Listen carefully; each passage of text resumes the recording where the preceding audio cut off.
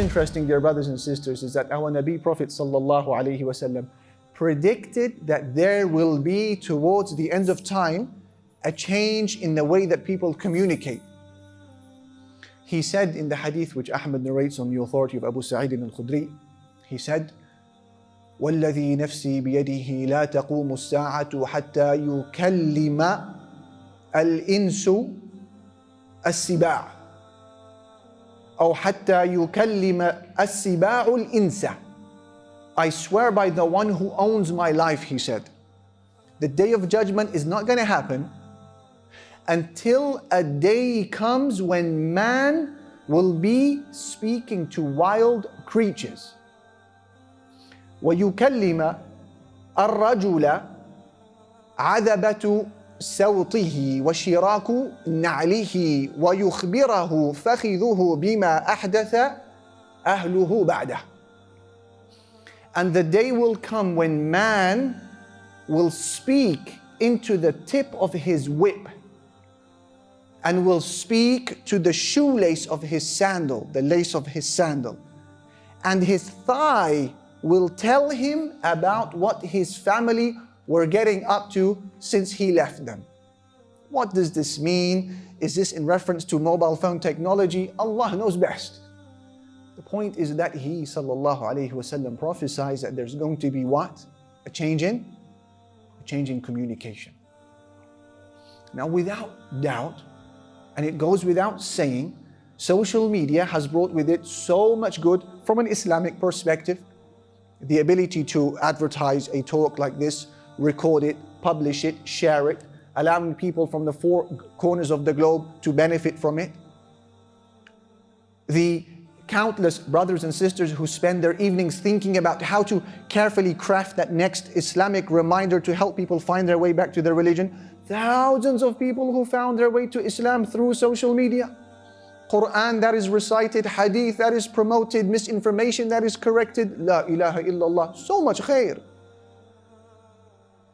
And when someone does a good because of something you post, expect the same reward without any of their reward detracting. It has brought with it opportunities, not just from an Islamic perspective, from a non-Muslim, secular perspective, a business perspective, career perspective. LinkedIn, to know the other fellow professionals out there, to know your tribesmen, to know your family, to communicate with people in Palestine or in Yemen or in Pakistan, Somalia. It helps you discover who your cousins are, your aunties are, your greats are. Those who want to further their career, climb up the ladder, the corporate ladder, it helps you do that by Allah subhanahu wa ta'ala's permission. So on and so forth. That's on one side of the spectrum, but on the other side of the spectrum, it has also brought with it a heap full of harms on the adults and on the children as well. Social media. What are some of these harms? To list just a few. A person's nightlife is quite ruined if you become obsessively addictive with social media. You can't sleep a proper full night anymore. These blue light emissions that you are absorbing all of the time, it affects your sleep rhythms. And then if you add to that obsessive twitch to quickly or remove the fly mode from your phone and to check your latest notification, and then you get that next hit of dopamine and adrenaline, and now you're awake and you can't sleep, and it becomes even shorter of a night. So you're knackered in the night, you can't sleep, and by day you're knackered because you haven't slept, and then your whole life becomes a misery. That's one thing. A second thing, think about your ability to be alone with Allah, alone with yourself. Young boys, young girls can't do that anymore. Because social media has, for the most part, removed that ability from us. Because every opportunity that you're not speaking to someone or working or doing something, it's an opportunity to put your hand in your pocket and to see what's going on the other side of the world. So you have no time for yourself. So with the passage of 5, 10, 15 years, you lose the ability of finding contentment with just being alone. To sit in khalwa, privacy with Allah Jalla Jalaluhu. A lot of us can't do that, especially the younger generation. Because you're looking inwardly, or you're looking outwardly all of the time. Outwardly. And then when you're sat alone, you're looking outwardly into what the world is doing. You are unable to sit and to think inwardly for a moment about your Lord subhanahu wa ta'ala. And this is an issue. One of the greatest ways of boosting iman is learning how to sit alone, without a phone, without a friend, without a parent for a moment in your day or night. And for many of us, we can't do that anymore. Because we feel that there's value in us that's missing, so we try to find that value elsewhere. That's number two. Number three, there's heaps of evidence now to prove beyond fact that some of the loneliest, saddest, most depressed and anxious people on planet Earth are those who use their phones, their social media specifically most. It's interesting, you think that the more friends you had online, the less lonely you feel. That's not the situation. That's not the science at all, actually. It's like the more chocolate you have in an aisle in the supermarket does not help you curb your desire for chocolate any more than an aisle that has fewer chocolates. Lonely.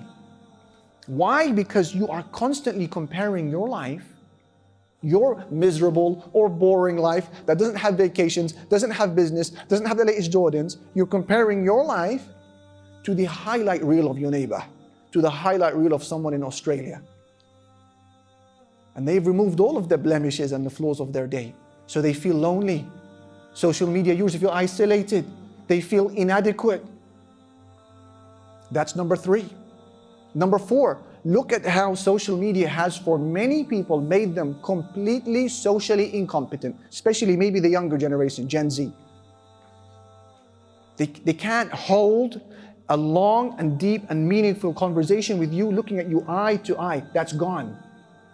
Because over the passage of years, when you're obsessively using social media, what happens? Your mind now is hardwired and short-circuited to only be able to deal with short comments, LOLs, thumbs up, likes, hashtags, shares. And you lose the ability to become an interpersonal human being. You can't do it anymore. So social media teaches you that if there's a problem in your relationships, don't worry, you can just get out of it. Just click the block button. End of story. Does that represent reality? Reality is far more sophisticated than that.